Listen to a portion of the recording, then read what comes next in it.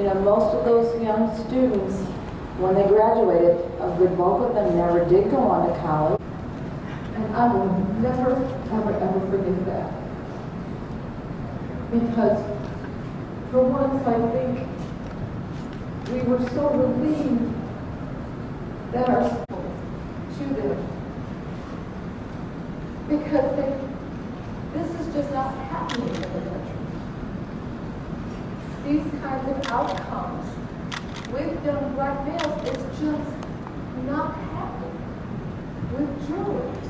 Once in a while, but I also think it's some of the best lines just come naturally. I mean, the best part of one of my favorite speeches, which is when Robert F. Kennedy spoke after Lincoln was killed in Indiana, and he was giving a speech. He said, "I don't need it. I can do this off the cuff." Large donors. So, I mean, this is in a lot of ways worse than Iran and worse than China, because the Politburo in China is larger than 200 people.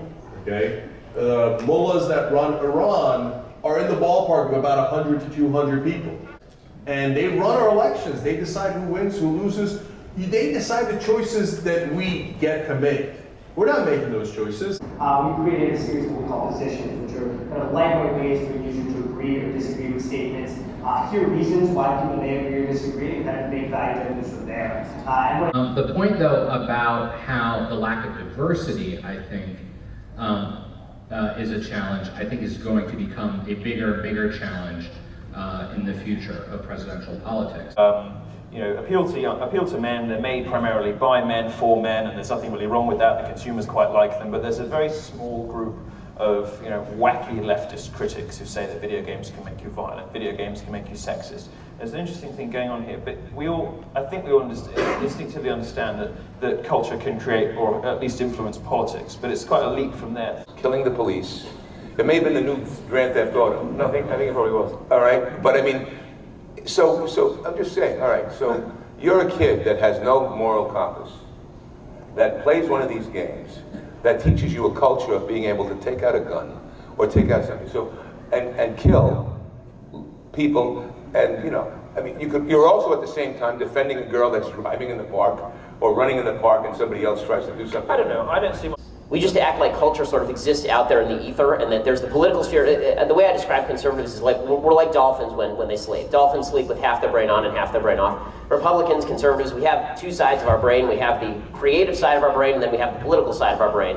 Because it's a huge taboo to talk about what happens in public space when it comes to sexual violence and Muslim societies.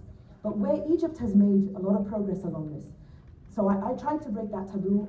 Black and scorn, together we form, burn, and keep the whole family warm. I'm helping the old lady with her yarn, cause she's forever making sweaters. Her patterns are the designs that keep villages together, suitable for whatever weather. Together we have endurance. We remain a tapestry of intelligent roots of influence, congruent to the structure of our nature.